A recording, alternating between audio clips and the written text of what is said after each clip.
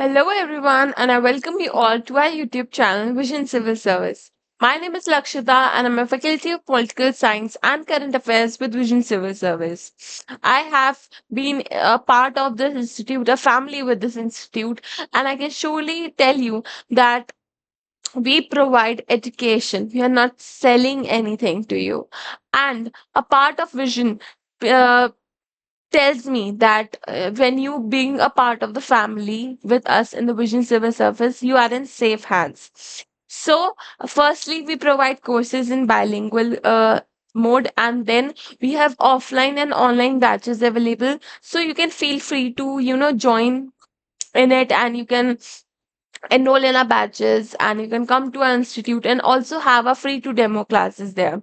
So basically we were going on with our one day one polity session in which we were discussing a topic a day of polity. In the last sessions we discussed the fundamental rights till article 28, and now we'll move forward with article 29 to 30, that is about educational and cultural rights. Okay, as you can see in this, that Article 29 talks about protection of language, script, and culture of minorities. So, what does this article tells us about? Firstly, Article 29 के नाम से आपको पता चल रहा होगा that it means the protection of the interest of the minority. मतलब जो माइनॉरिटी सेक्शंस है इंडिया के, हम उनको प्रोटेक्ट करेंगे, हम उनके इंटरेस्ट को प्रोटेक्ट करेंगे, उनके कल्चर, उनकी लैंग्वेज, उनकी स्क्रिप्ट को, क्योंकि minorities have been fading away, whether it be religious minorities or maybe tribal societies हैं, एंड कुछ ऐसे ग्रुपिंग्स हैं जो कि लो लैंग एरियाज में रह रहे हैं, जिनके बारे में या जिनकी कम्युनिटी की पॉपुलेशन भी कम है, उनके बारे में लोगों को ज्यादा नहीं पता है. ठीक है. So every citizen who resides in India has different culture, different language, different script, and it becomes the part of our government, of our constitution, to safeguard that, to conserve their culture. Because अगर हम India का part है, तो वो Indians की ही responsibility बन जाती है कि वो दूसरे की राइट्स को या दूसरे की बेसिक इंटरेस्ट को खत्म ना होने दे. So article 29 talks about the protection of the culture, the language, the interest of the minority. It is an absolute right, and there are no reasonable restrictions on this in the form of any public or any general discussion. The state will not refuse the admission into any educational institution that is either maintained by them or any institution that receive fund from the state. It means कि हम किसी भी person को just on the basis of his caste, his religion, caste, language, race, etc. उसको admission करने से रोक नहीं सकते हैं किसी भी एजुकेशनल इंस्टीट्यूशन में. कि ऐसा बोला जा सकता है कि कोई माइनॉरिटी है, तो उसको बोल दिया गया कि आपको एडमिशन नहीं मिलेगा क्योंकि आप इस ग्रुपिंग को बिलोंग करते हो. It is not possible if it is a state funded university और if it gets aid by the state.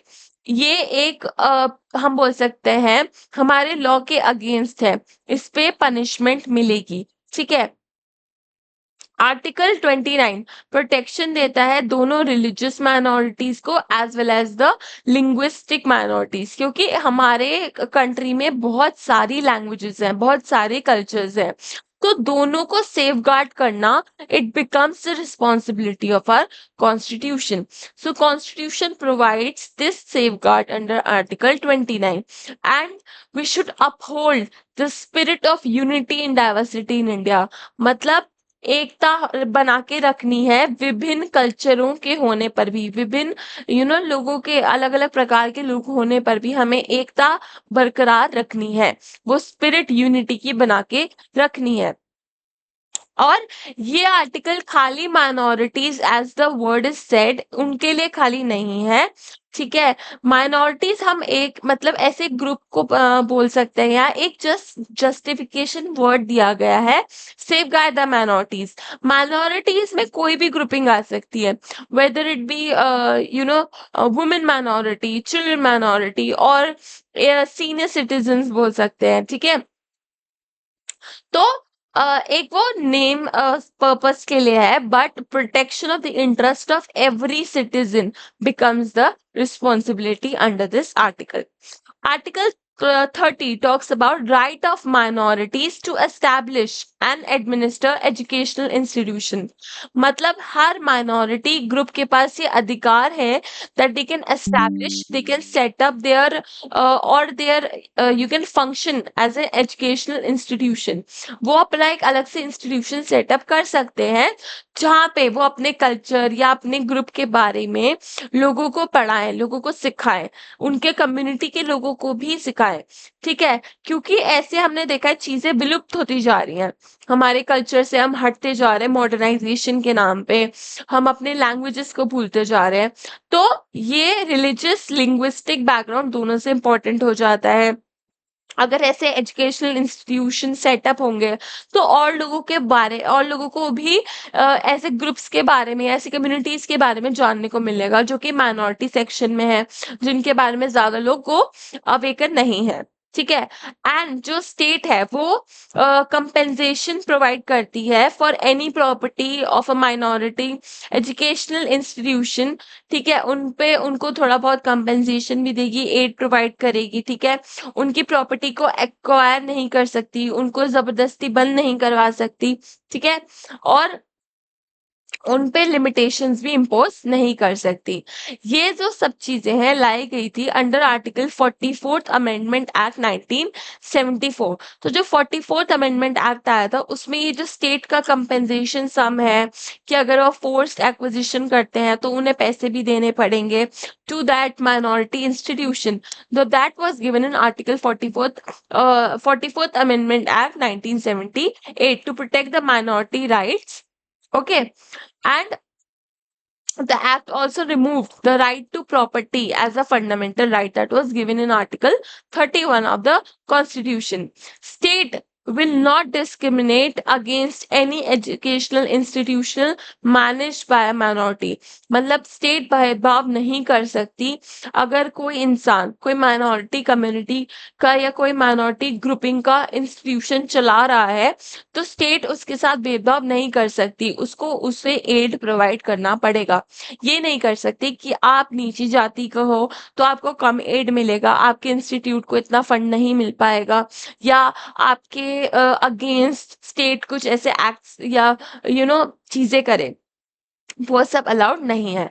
ठीक है, article 30 is limited to the religious and linguistic minorities and कोई जो माइनॉरिटी टर्म है उसकी कोई स्पेसिफिक डेफिनेशन नहीं दी गई है। ठीक है, तो ये वाइडर टर्म है, ये खाली एक ग्रुप या उसके लिए नहीं सीमित होता है।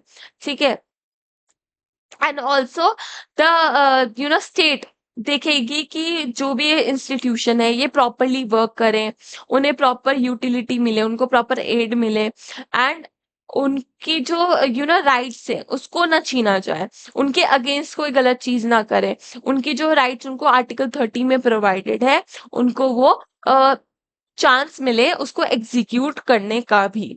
Okay, so that's Article 29 and 30 of the Indian Constitution. I hope you understood what I have, told you till now.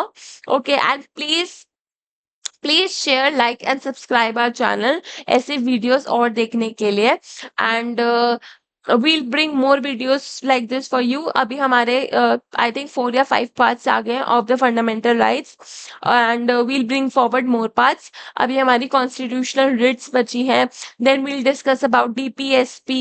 Okay, तो ऐसे one by one topics आपके सामने आते रहेंगे. Okay, thank you all for watching this video. We'll meet soon. Bye bye. Take care.